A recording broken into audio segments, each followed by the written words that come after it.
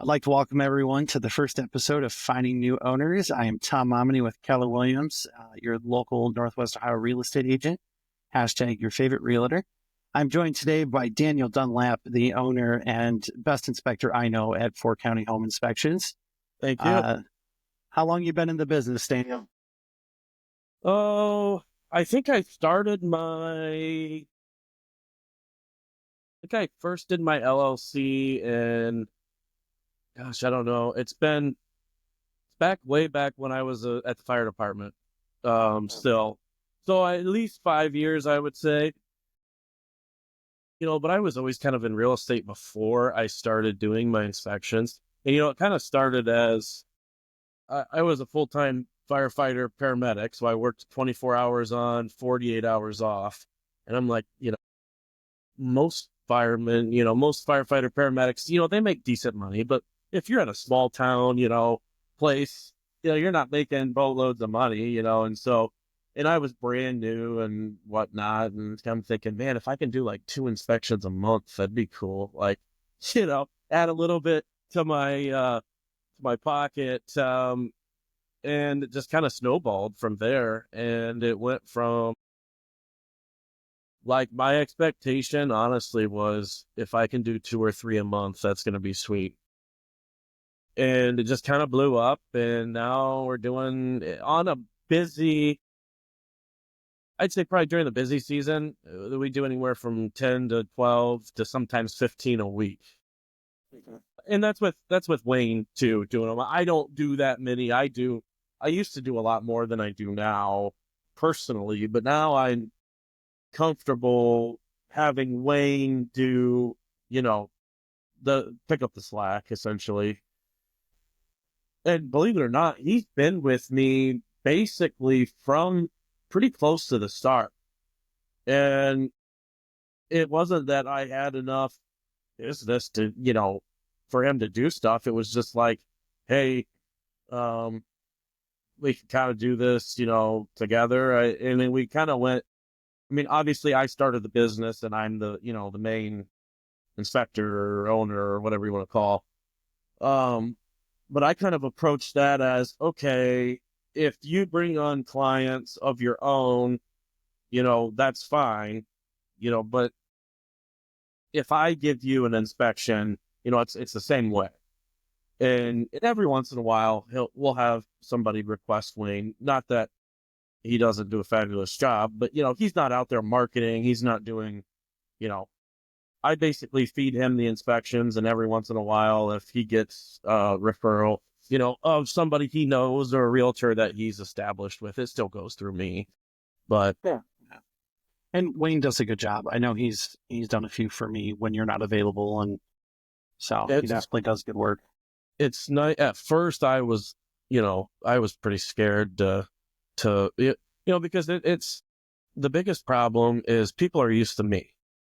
They want me, the realtors want me. They're used to the way I talk. They're used to the way I interact with clients. They're used to the way I write my reports. And so I told them, when we first started, I gave them access to all my reports and I said, study these reports and, try and learn the way that I'm reporting and doing the things that, the people like and are used to. It's, if we're on totally opposite ends of the spectrum, they're going to say, well, we don't want Wayne. He does this, completely opposite and stuff like that. And I made him, he wrote along with me for a long time. I trained him myself,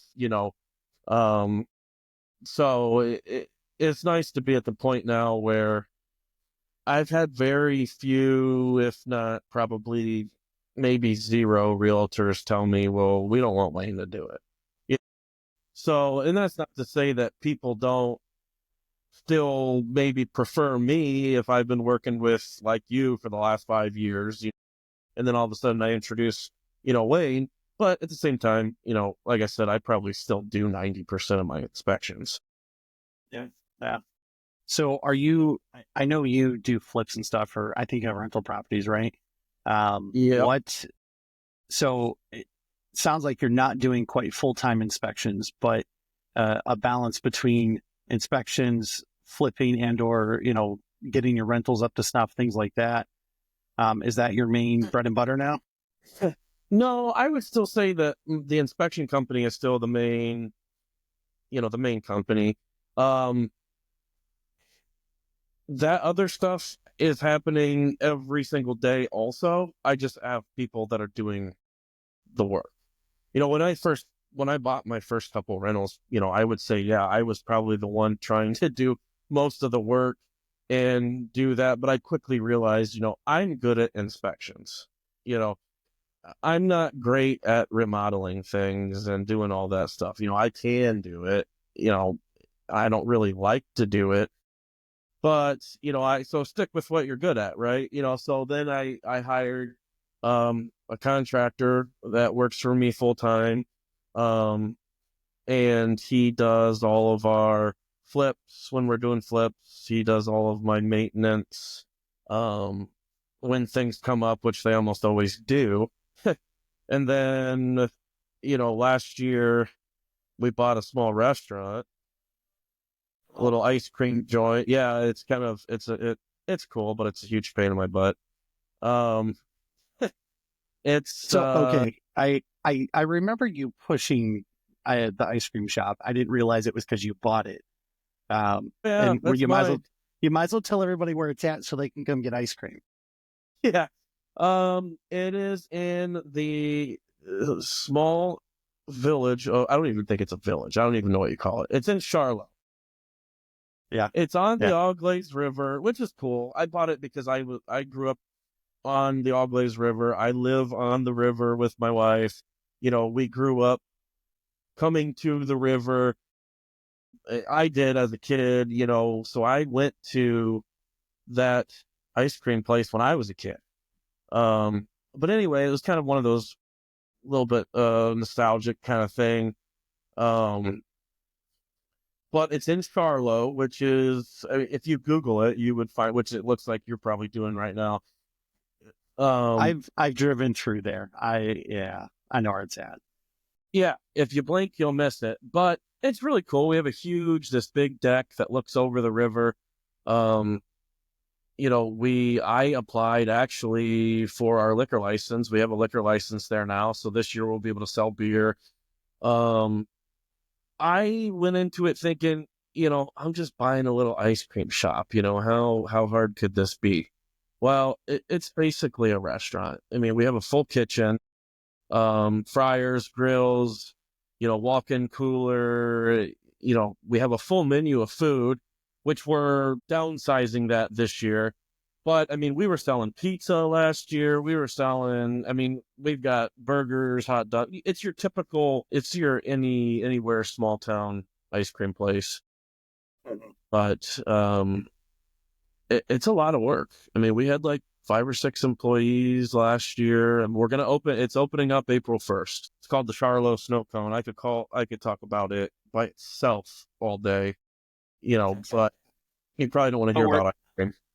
but we're here to talk about real estate and inspections, right? Yeah, right. So that does, I would say that takes us to the main question of the day. And the episode is called, Why Do I Need an Inspection? Specifically, I've been asked many times, oh, I'm getting FHA. They'll do, the extra. Well, that's not an inspection. They look at they make sure the furnace works. They make sure, certain appliances are going. The windows aren't cracked, but it's not really an inspection. But if you Same thing with ask, VA or USDA. yeah, but if you ask them, they're, the everyday inspector. Some of them act like it. That's what I'm saying. That I just Yeah. did. I'm doing a ton of these now, which is a good point for this podcast. Is I'm doing a ton of, hey, the appraiser came through, noted all this laundry list of issues that they have, and now we need a structural inspection. We need a mold inspection. We need all these things to say that it's fine. And I'm like, is this a conventional loan? And they're like, yeah, this is a conventional loan. And the appraiser is picking apart the house. So I learned this a few years back. I had a transaction that was conventional. and it was a fixer-upper. She knew it. She had no issues with it. Her plan was to go in and just update it. It was her first house. Her dad was going to help her all the things. And it was conventional. And I got a list of about 9 things back. And it was supposed to be an as-is sale.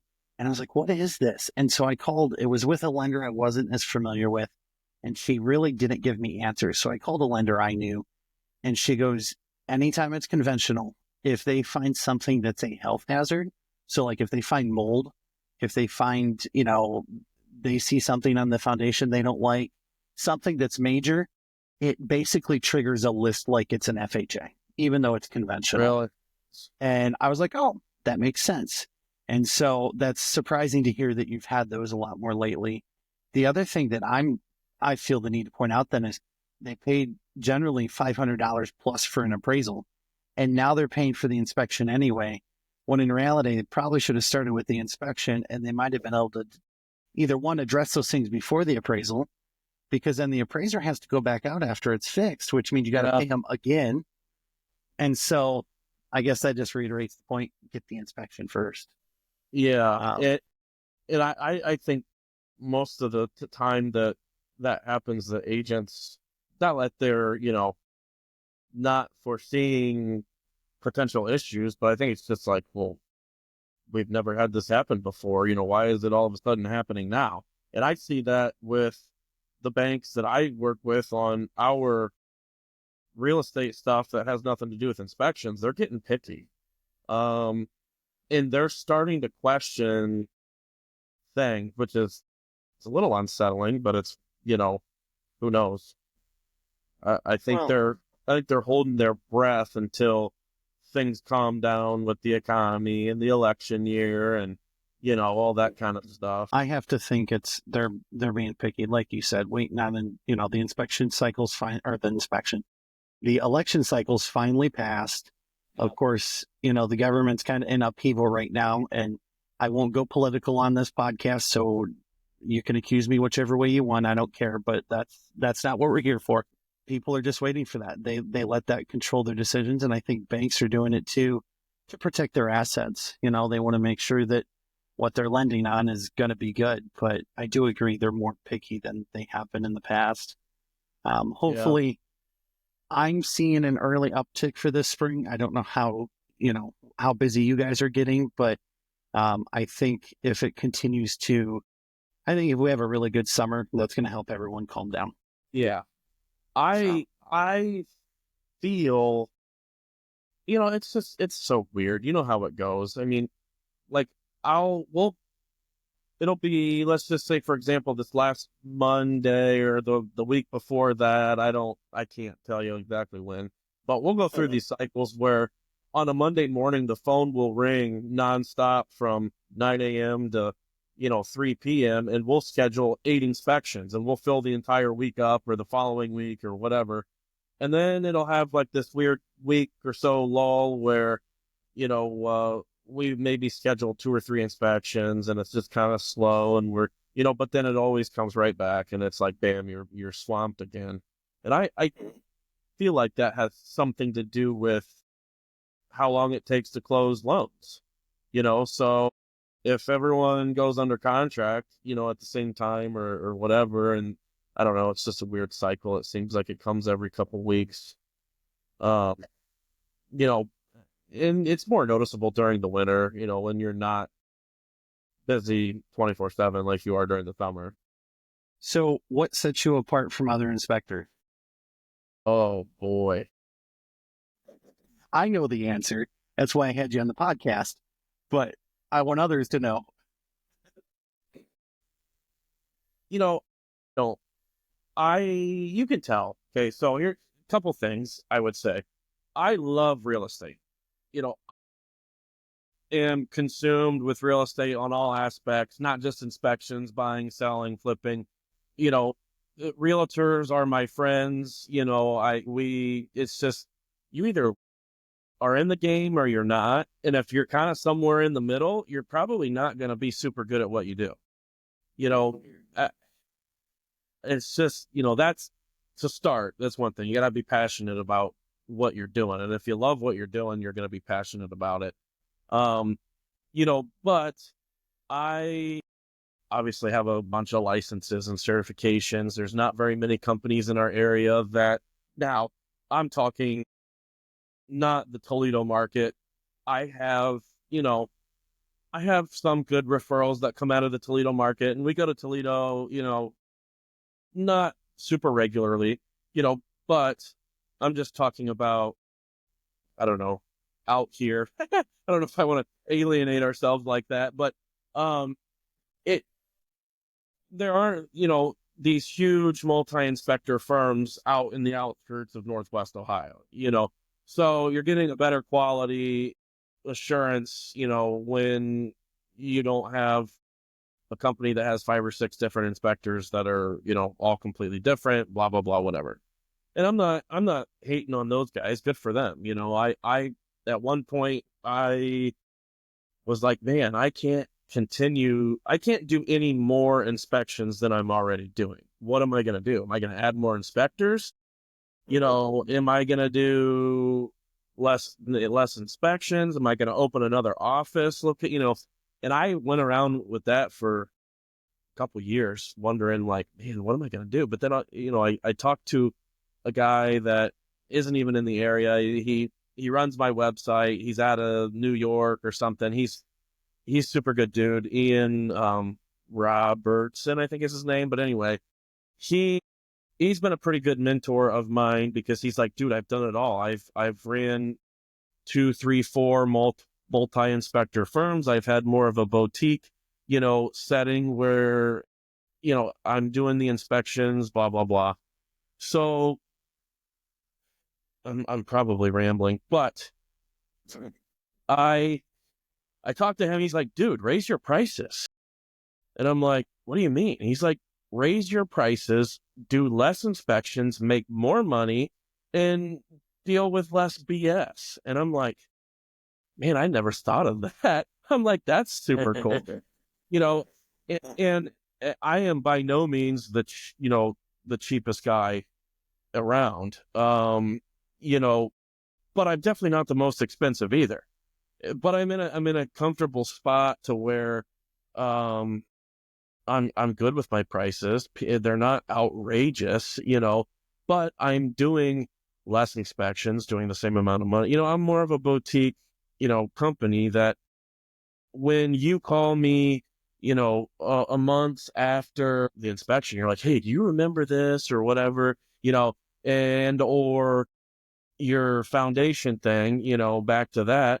If I do an inspection and we get flagged after the after the inspection at the appraisal, and you call me and you say, hey, remember the inspection you did here? Well, the appraisal happened. We had an issue with the foundation. And I'm thinking, well, I remember that easy. The foundation was fine. And they're like, yeah, well, we got to get somebody out here to look at it. And, to me, if I've already been there and inspected your inspection, I'm going to send you a letter with my letterhead on it saying, I was here, we inspected this foundation, it's fine. So that's one of those kind of full circle things where most inspectors are afraid to buck the bank. And they're like, oh, we're not going to do a structural inspection because I'm not, it's like, well, but you also have a brain, you don't have to be a structural engineer to say the foundation is structurally sound. We're not designing these things and calculate, I just am confident in my abilities, and I help my realtor partners out by doing that stuff. So I don't know. What do you have anything to add? I feel like I will add this, and I don't know if you remember, the reason I even got connected with you was my brother-in-law. We were helping him buy a house. Actually, I just got a notification. They bought the house 5 years ago on Saturday, but they bought the house, and I had offered some inspectors, but they went with you. And I was like, I don't know, 4 county inspector. Who's this guy? You had a really good, thorough report. I think if I remember right, there were some questions. I called you, and without hesitation, and you admitted it, you're like, I don't remember every detail, but let me pull up the report. And you sat there and you found the answers that I was looking for. And you went, oh, yeah, I do remember that now that I see the picture. And so to take that time to do it, and not to say that when I call other inspection companies, they don't do the same, but I think you have a certain level of care to go even further. And, even take the time to sit on the phone with me for 20 minutes while we go, what the heck does this mean? Yeah. Right. And I'll even add too, and I know you won't say it because you're not the guy to brag about it or to push it. I know when we bought the house I'm sitting in now, we had there was part of the sewer line that goes out through the house. It needed to be relined or something because the connection was falling apart basically. I don't remember that. And of course I had a plumber do that, but then we had, there was powder post beetles in the crawl space. And you have an additional company separate from your inspection company. But even you were like, well, I don't want to put a quote together. I was the inspector. I don't want to feel like I'm pushing my business on you. And you're just a very honest person because of that. Now, I'll admittedly say I had you give me a quote. I did not get a quote from anyone else because I trust you because you've always been honest. And I had you do the work. Granted, I got the sellers to pay for it, but that's, here nor there. And so that's the fun part. Really, that's what sets you apart for me is you take the time, you care. And even if I do call up 6 months later and go, hey, do you remember that house? And most of the time I go, no, but let me look it up, and I get it. And I'm pretty sure you've called me before having, your buyers got an inspection with somebody else. And you're just like, what is this? Explain this to me. And like, I have no problem. I know that I'm not going to get every single inspection from every single realtor that I work for or work with, and so if another inspection company comes out and you don't, even if it wasn't me, I'm still going to do my best to help you out and say, well, this is what it looks like to me, but so, yeah, I'm not, I think also there's been times I've sent you pictures from even just a showing to ask a question. And one of them recently, I think in the last couple months, it was some kind of like anti-insect thing that plugged into the wall. It was like ultrasound or something. I've never seen it before. And my clients are like, what's that? And I'm like, I don't know, but I know the guy that does. So, those things are kind of crazy. You can't hear them, but the bugs can, apparently. Oh, well, it makes sense, like a dog whistle, just for bugs. Right. Yeah. Yep. So, well, and, and it's not uncommon. I was at an inspection, with a realtor doing my walkthrough, just the other day. And she's like, she pulls up her phone, like, what is this? And I'm like, looking at it, I'm like, I can't remember what exactly it was, but I told her, I said, I think that's what, it is. And we talked about it for a little while. And she's like, thanks. She goes, we were just at a showing, with another client. And I told him I was going to be seeing you. So I told him I'd ask. And I'm like, yeah, I have no problem. I enjoy doing that kind of stuff. Cause like I said, the difference is I'm not, and I'm not going to, I don't want to be mean, but I'm not some crotchety old guy that's got a chip on his shoulder about, the whatever it may be. I genuinely love real estate. I love looking at houses. I love figuring things out, but I also love talking to people. And you can't be a good inspector without good communication skills. You can't, and I think part of what helped me do that was that I was in the fire department for so long. What we would call as your bedside manner, that's what nurses refer it to. And, if you're in the back of an ambulance, they used to have the same bedside manner. And gosh, you would believe the people you meet doing that kind of stuff. So I can imagine. You really learn how to talk to people. You learn how to talk to, under pressure, even, doctors during an emergency, blah, blah, blah. And so it's like, okay, talking to a client about a house is fun compared to what you used to have to do. Well, and that makes me even think of the fact that, and some inspectors do, but you're one of the few that you not only say, hey, the client can come to the inspection, but I encourage you to come follow me around, because that's how they learn about their house that they're about to buy. And I've had a couple of inspectors, not a lot, but I've had a few that like, oh, you don't need to show up till the end. Like they don't say it, but they're basically saying, I don't want you here. And I'm like, well, one, I want to learn about the house I'm about to buy. Number two, Yeah. are you being honest in the report? Yeah, it makes me wonder, like, what are you trying to hide? And I'm not saying they are, but it makes you wonder. So does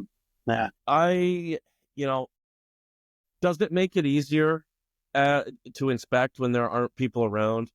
It does, but it's also, like you said, it's an educational thing. And I'm not going to fault you either way. If you want to be there the whole time with me and look at stuff, cool. Like you said, we encourage it. If you want to not show up at all and just read the report and call me if you have questions, sure, that's fine. You want to come at the end and do a walk, whatever.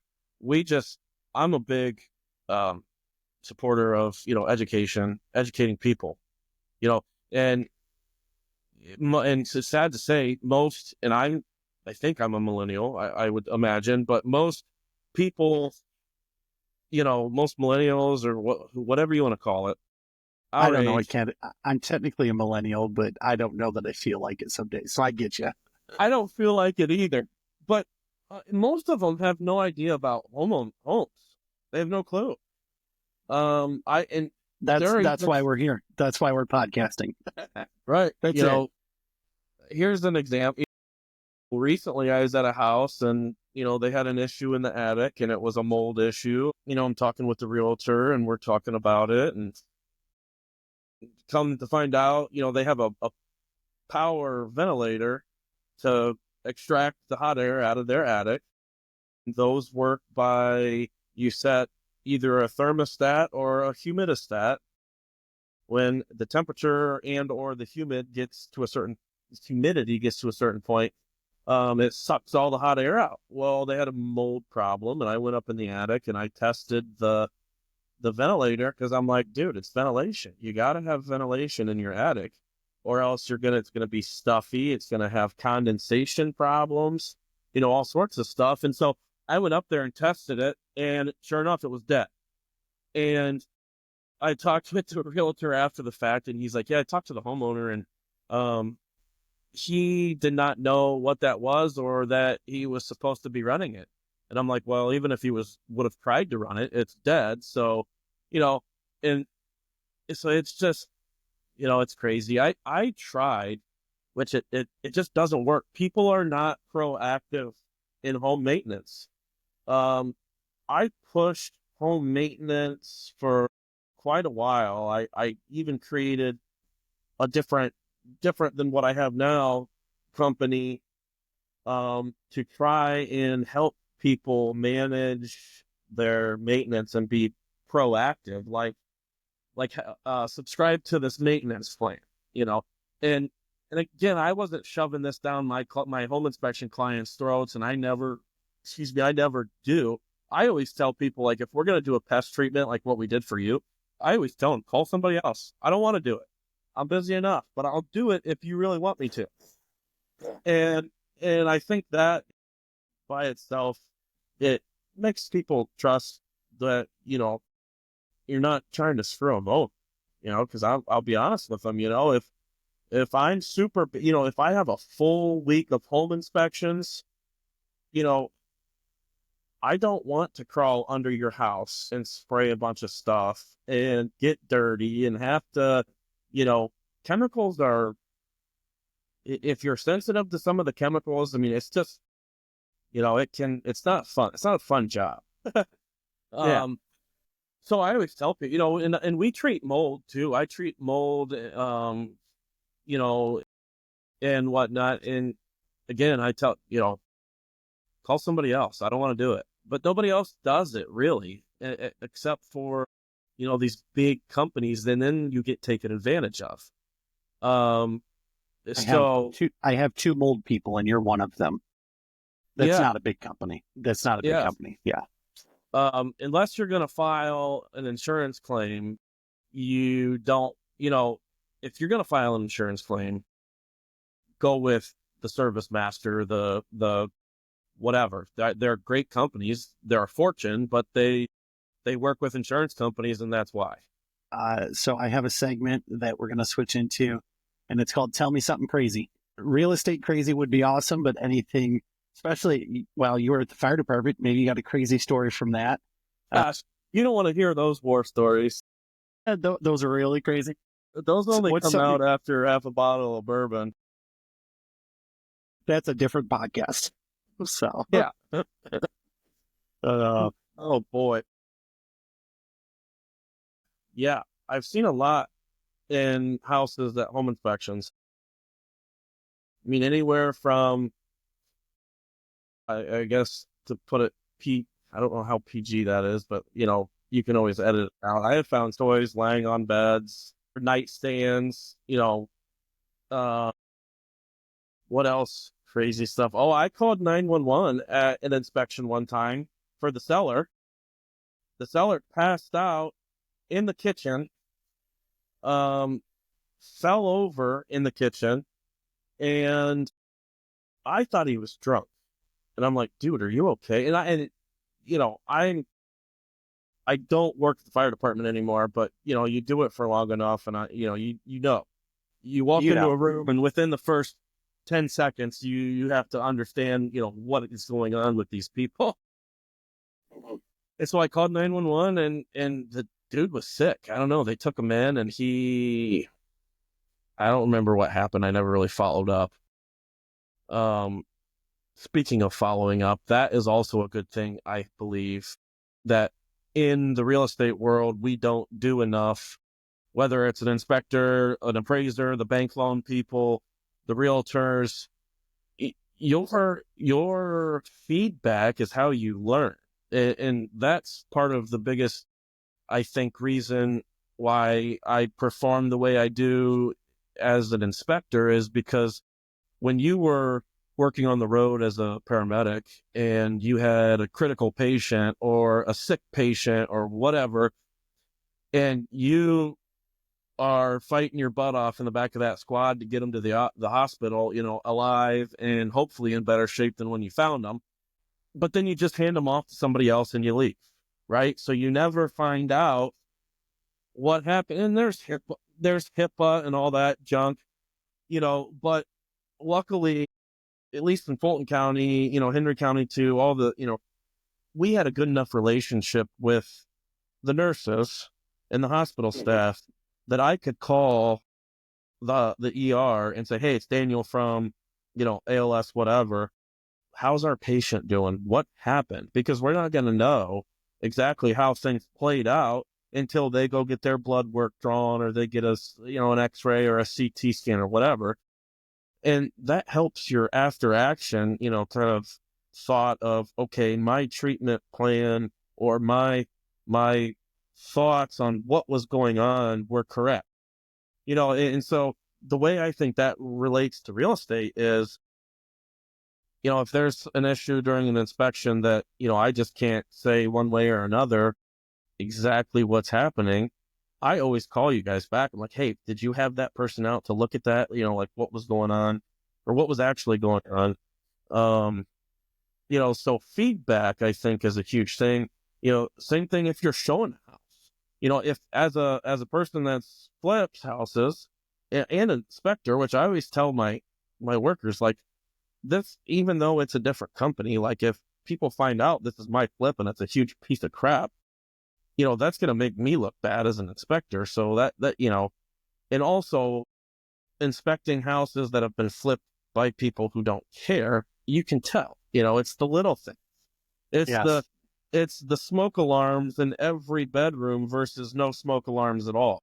It's the GFCI outlets in the kitchen, the bathroom, and in the laundry, which most people don't do. Because your laundry outlet, what's plugged into your washing machine should be a GFI. It's those kind of things. It's okay. Or if you're in a crawl space and there's no vapor barrier and it's a nasty piece of crap down there, you got to fix that up. That's some very good advice to follow up. And even, I can't tell you the number of agents that show a house and they give us no feedback, or the feedback is they just didn't like it. Okay, is there something we could change? Is there something we could do? Right. And, I'm not perfect. I don't see everything. And so that's a challenge when you're trying to sell someone's house for them, and hey, nobody's offering. Well, why is nobody offering? Generally speaking, we're taught in real estate school, it's either price, location, or condition. Well, you can't generally change the location without spending a ton of money. You know, Right. you can adjust the price fairly easy, but Yeah. condition, and then condition two could be, we bought our house. It was in the kitchen. It was wood floors, wood cabinets, wood ceiling. It was all wood. And I like wood, but that is just too much brown for my kitchen. And Yeah. so thankfully for us, it wasn't a deal breaker though, because guess what? We went and painted the cabinets before we moved in. They're now white and it looks pretty good. And it was a cheap fix, and sometimes those can be the difference between selling quickly or not, or selling for full price or not. So, um, last question I really ask you is, and this is the one I like to wrap up with now, is if money and location were not a factor, where would your dream home be and what would you have in it? If money and location were not a factor, oh boy, What's the dream home, Daniel? What is it? I think, well, first of all, I'm a river rat. I grew up on the river. I hate lakes. Everyone wants to buy these big fancy lake houses and spend all this money. I don't, whatever. Lakes are cool, but the river is so much better. The water might be brown, and you can't like see through it. Now, I will say one of the coolest places, okay, maybe I spoke too soon. We Oh, went to Norris Lake last summer for vacation. We took some like the whole family, like my brother, sisters, parents, their kids. We rented this monster house on Norris Lake, which is in Tennessee. It was probably the most beautiful water I have ever seen. Clear as day. Um, Big rock structures, cliffs you can jump off. I mean, it was insane. Um, but what it is it's a huge valley that they dammed up like back in the early 1900s. And so they flooded this entire valley. The water, in some places, the water is like 100, 200 feet deep. wow. And don't quote me on that. It's deep. Yeah, it's Like deep. way, the river is like maybe 20 feet deep at its deepest. This is crazy. But I would say probably I'm going to stay here on the river during the summer. Dream house, location on the river. House-wise, see, we're picky. The river people are kind of crazy. They're picky about where their house is, where the docks are, all that kind of stuff. So I would say here, and then if, and at some point I'm hoping to do this, but I hate, I like winter because I like snowboarding and we do, snowmobiling and stuff like that. But I'm not trying to do that for half the year, So I'd probably go down to like Florida and have a place in Florida somewhere on the water, where I can put my boat and um. So I would say here because my blood, sweat, and tears is in this river, and somewhere warm during the winter. That would be if I could have my house at home, on the river, a place in Florida, and, a cabin in the mountains somewhere in Colorado that I could, snowboard in and out of, that would be cool. What about Yeah, you? yeah. Oh, of course you'd ask me. I should have expected that. I I'm not a lake. I'm not a lake. I mean, I like the lake. It's not bad. Yeah. Honestly, for me, it's out in the country. It's I do like the idea of being somewhere warm in the wintertime. I'm with you on that one. But really, for me, a couple of acres. I don't need a big house either. I mean, a nice ranch, 2,000 square feet or less would be just fine. Enough room for the boys and the wife. And then I just need some kind of a shop or something out in the back that I can go hide in and play with my toys, fix Yep. up the camper, things like that. We have a fifth wheel. We like to travel. And so Yep. that's it for us. Yeah, I get you though. I'm not a live on the lake kind of guy. I'm not even sure I'm a live on the river kind of guy, if I'm honest. So Hey, it takes a special person. Yeah. I mean, some people are like, I wouldn't even get in that water. And I'm like, are you kidding me? I've seen people shave their legs in this water, you know? yeah, and It's, they don't it's bother me. I'll go swimming a in little, it. The yeah, brown water don't bother me. So it's a it's little dirt. Like, hillbilly, but like, whatever, yeah, yeah. And I grew up going to Lake Erie a lot. We lived yeah. closer, and my stepdad had a boat, and we were either at Lake Erie or at Cedar Point. Those were the two weekend things to do. And so, and sometimes we took the boat to Cedar Point if we really wanted. So, Oh, that's uh, cool.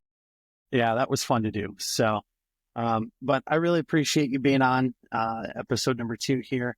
Yeah. So just a reminder, quick recap, everybody.